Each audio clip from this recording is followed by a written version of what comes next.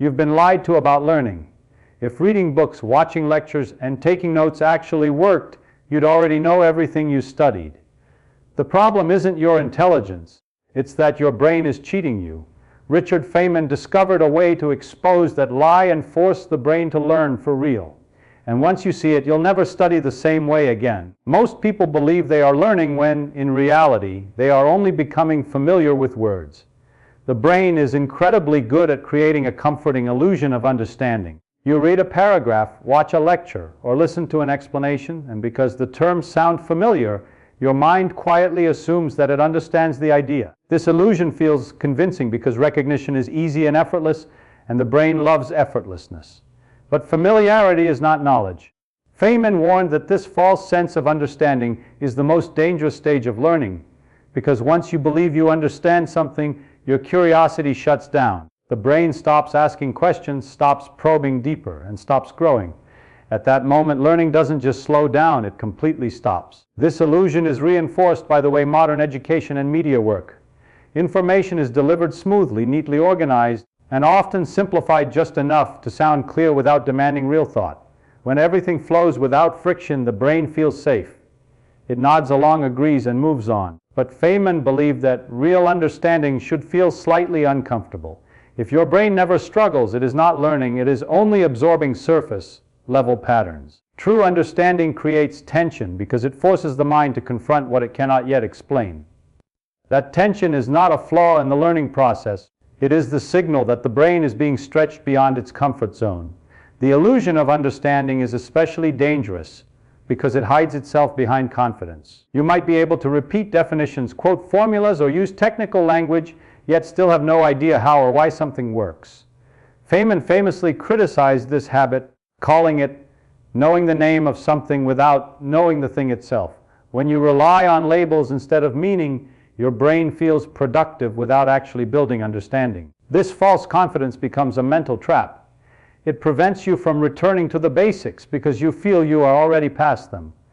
In reality, the foundation was never built in the first place. The moment the illusion breaks is often uncomfortable and even embarrassing. It happens when you try to explain an idea clearly and suddenly realize you cannot. Your sentences become vague. You jump over steps. You rely on phrases like basically or you know what I mean. These are warning signs. They reveal the exact places where understanding is missing. Most people instinctively avoid this moment because it threatens their self-image. Feynman did the opposite. He actively sought out these moments because they exposed the truth. To him, confusion was not a weakness, it was valuable information. When you acknowledge confusion honestly, the brain is forced into action. It can no longer pretend. It must either search for clarity or remain uncomfortable. This pressure is what forces learning to happen. Instead of passively consuming information, the brain begins to ask precise questions. What does this actually mean? Why does this step matter? What happens if this part changes? These questions transform learning from a passive experience into an active investigation. The illusion of understanding collapses, and in its place, real curiosity emerges. Breaking the illusion also changes your relationship with mistakes. When you believe you already understand something, mistakes feel threatening. They challenge your identity and intelligence. But when you accept that understanding is incomplete, mistakes become useful feedback. Each mistake highlights a gap, and each gap points directly to what must be learned next. Feynman believed that progress depends on this honesty. Without it, you keep building knowledge on unstable ground, and eventually everything collapses under its own weight. Perhaps the most powerful effect of destroying the illusion of understanding is that it restores humility. You stop trying to appear knowledgeable and start trying to become knowledgeable. This shift changes how the brain behaves.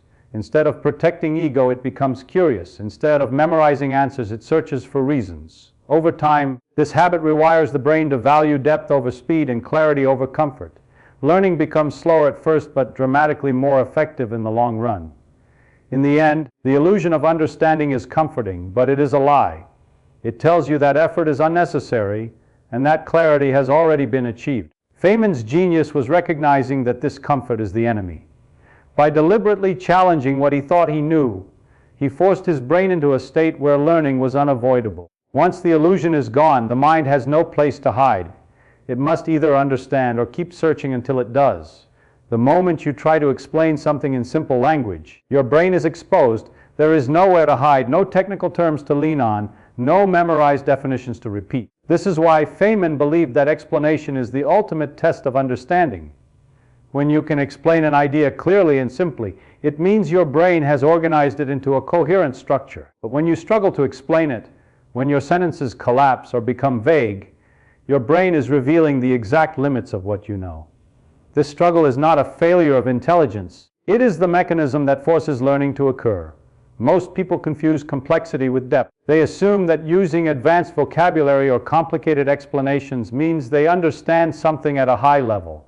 Feynman rejected this completely. He believed that true understanding makes things simpler, not harder. If an idea is genuinely understood, it can be expressed without jargon, without formulas, and without unnecessary detail. The act of simplifying is mentally demanding because it requires you to identify the core principles behind the idea.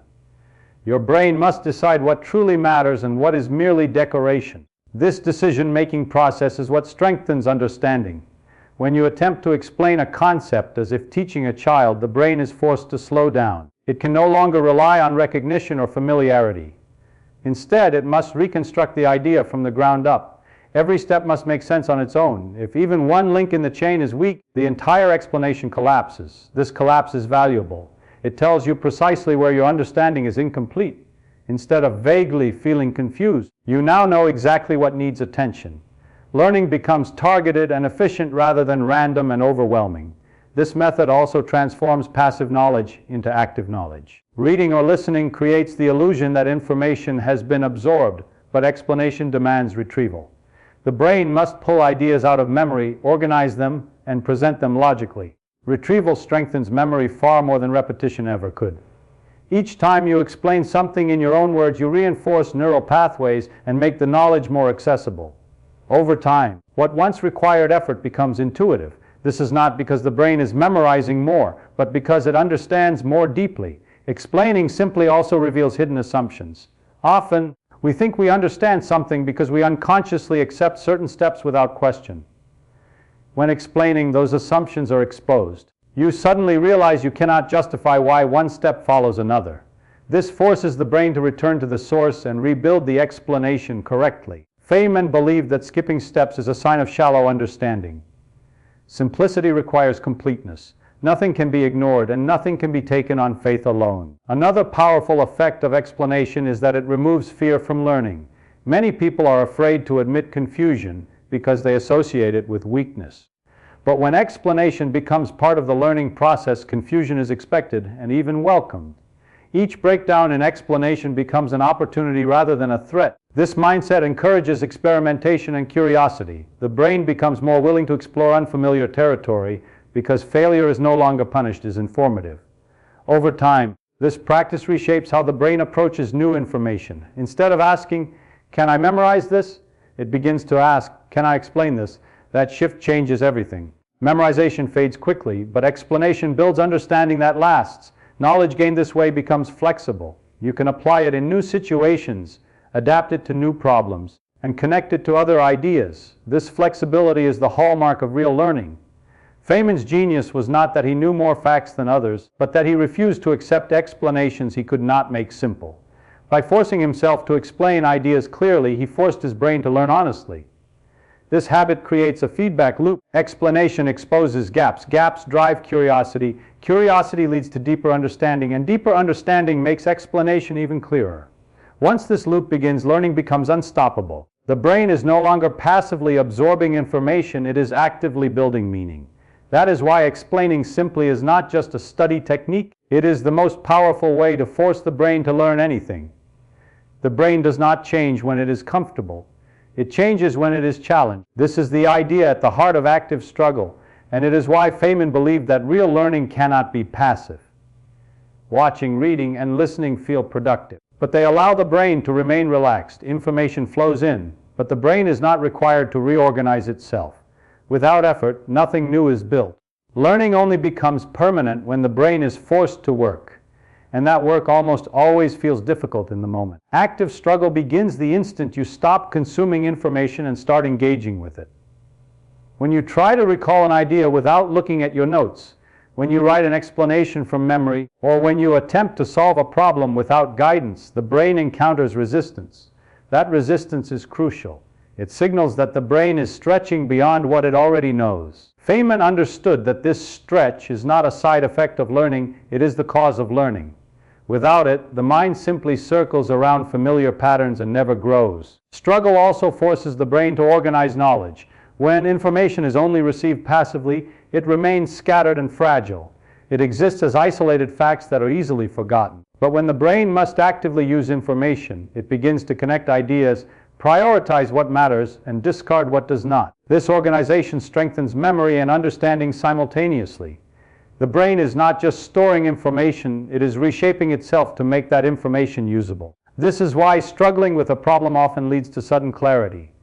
The struggle itself prepares the mind for insight.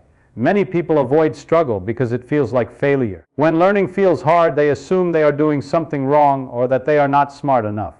Feynman rejected this interpretation entirely. To him, difficulty was evidence that learning was happening. He believed that if something feels easy, it is probably not being learned deeply. Struggle means the brain is operating at the edge of its current abilities, and that edge is where growth occurs. Avoiding struggle may feel safe, but it guarantees stagnation. Active struggle also strengthens attention. Passive learning allows the mind to wander. You can read a page or watch a video while thinking about something else and still feel like you have learned. But when you struggle to recall, explain, or apply an idea, full attention is required. The brain must focus intensely to overcome the challenge. This focused effort creates stronger neural pathways and makes learning more durable. The mind remembers what it works hard to retrieve. Another powerful effect of struggle is that it builds resilience. Each time the brain faces confusion and works through it, it becomes more comfortable with uncertainty. This reduces fear and increases confidence. Learning stops being about avoiding mistakes and becomes about solving problems. Over time, the brain develops patience and persistence. It no longer expects immediate clarity. It understands that confusion is temporary and solvable. This mindset is essential for mastering complex subjects. Struggle also reveals weaknesses that would otherwise remain hidden. When learning is passive, gaps in understanding are easy to ignore. But when you actively use knowledge, those gaps become impossible to avoid. You get stuck, you make errors, you realize what you don't know. This feedback is invaluable. It allows learning to become precise instead of general. Instead of reviewing everything, you focus exactly where understanding is weakest. Feynman saw this as an efficient way to learn deeply without wasting effort. Over time, active struggle changes how the brain learns. The mind becomes less interested in shortcuts and more interested in clarity. Instead of seeking easy answers, it seeks meaningful ones. Learning becomes slower at first, but dramatically more effective. What you learn through struggle stays with you because it has been earned through effort. It becomes part of how you think, not just something you remember. Feynman's belief was simple but powerful. The brain must be forced to work if it is going to change. Passive exposure creates familiarity, but struggle creates understanding. When you embrace difficulty instead of avoiding it, learning becomes inevitable. The brain adapts, reorganizes, and grows because it has no other choice. Active struggle is not an obstacle on the path to learning, it is the path itself. True learning begins the moment ego steps aside. Curiosity and humility are not soft qualities, they are powerful mental tools that determine how deeply the brain is willing to learn. Feynman understood that the greatest obstacle to understanding is not complexity, but the need to appear knowledgeable. When the mind is focused on protecting its image, it resists admitting confusion. This resistance quietly shuts down learning. Humility, on the other hand, opens the door. When you allow yourself to say, "I don't know," the brain becomes free to explore without fear. Curiosity is the engine that drives this exploration. It transforms learning from a task into a search for meaning. Instead of studying to finish a chapter or pass a test, curiosity pushes the mind to ask deeper questions. Why does this work? What happens if this changes? How is this connected to something else? These questions force the brain to move beyond memorization and into understanding. Feynman believed that curiosity is not something you either have or don't have, it is something you cultivate by allowing yourself to be honest about what you don't understand. Humility plays a critical role in sustaining curiosity. Without humility, curiosity is quickly replaced by defensiveness. When someone challenges your understanding, ego pushes back. You argue, justify, or dismiss the challenge instead of investigating it. Feynman did the opposite. He welcomed challenges because they tested his understanding. If his explanation failed, he didn't feel threatened, he felt informed. Each failure revealed a gap, and each gap became an opportunity to learn something new. This mindset turns criticism into a resource rather than an attack. One of the most profound effects of humility is that it removes fear from learning. Fear of being wrong, fear of looking foolish, fear of asking stupid questions. These fears silently block progress. When humility is present, mistakes lose their emotional weight. They become data. The brain stops associating error with failure and starts associating it with discovery. This emotional shift makes learning faster and more enjoyable. The mind becomes willing to take risks, explore unfamiliar ideas, and venture beyond what feels safe. Curiosity also deepens attention. When you are genuinely curious, focus becomes effortless. The brain is naturally drawn toward understanding not because it has to be, but because it wants to be. This intrinsic motivation is far more powerful than external pressure. Feynman's passion for learning came from this internal drive. He wasn't motivated by grades, recognition, or status. He was motivated by the joy of figuring things out. That joy kept his mind engaged even when problems were difficult or frustrating. Another powerful aspect of curiosity and humility is how they shape long-term mastery. When learning is driven by ego, it often stops once a certain level of competence is reached. The goal becomes looking smart rather than becoming smarter. But when curiosity leads, learning never truly ends. There is always another layer to uncover, another connection to make, another question to ask. This creates a growth-oriented mindset where understanding is continuously refined over time. Humility also encourages responsibility. Instead of blaming unclear material, poor teachers, or complex subjects, you take ownership of your understanding. If something doesn't make sense, you assume there is more to learn. This attitude empowers the brain. It shifts control from external factors to internal effort. Feynman believed that clarity is achievable for anyone willing to do the work honestly. That belief made learning accessible rather than intimidating. Over time, curiosity and humility reshape how the brain interacts with knowledge. The mind becomes less concerned with answers and more fascinated by questions.